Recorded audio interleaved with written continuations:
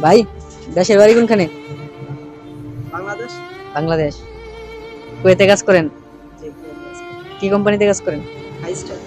আহ, কতদিন ধরে আছেন এখানে? আছি আজকে 7 মাস হবে। তো এই বেতন কেমন?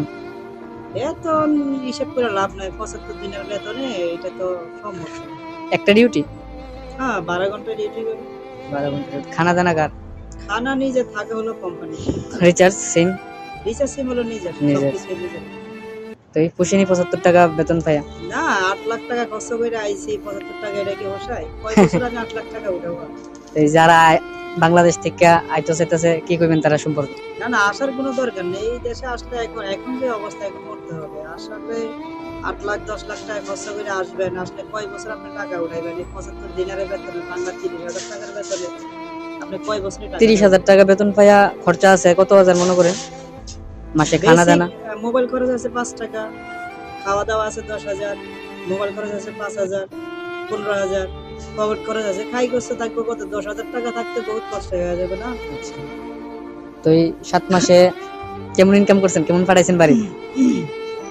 2 মাসে বৈশা রয়েছিলাম কোম্পানি থেকে। 2 মাস পরে 1 মাস ডিউটি করলাম, তাও 16-17 ঘন্টা করে। এখনো কোনো বেতন স্যালারি ট্যালারি দেয় নাই।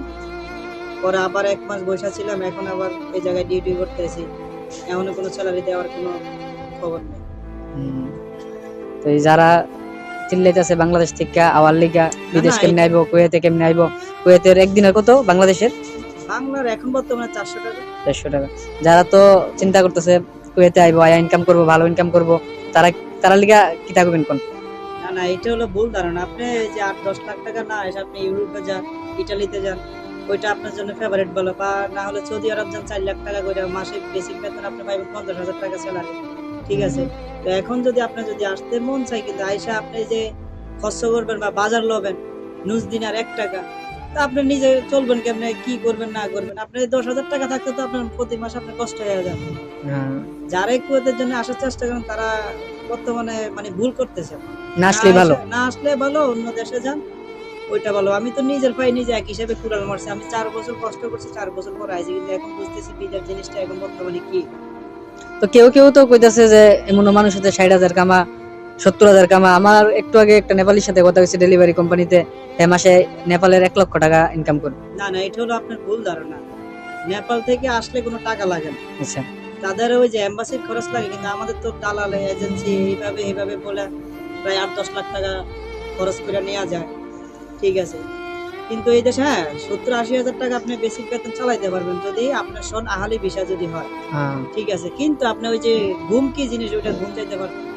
আপনি যদি ওই রাত দিন 24 ঘন্টায় 16 ঘন্টা ঘুমান, 8 ঘন্টা কোম্পানি শরিকার ডিউটি করেন, তাহলে আপনি টাকা পয়সা দেখবেন না। যদি আপনি শরিকার ডিউটির পাশাপাশি যদি একটা পার্ট টাইম জব করেন, তাহলে কি আপনি ওই যে 70-80 হাজার টাকা কামাইতে পারবেন। কিন্তু কামাই কোনো লাভ না, আপনার শরীরটা তো শেষ হয়ে যাবে।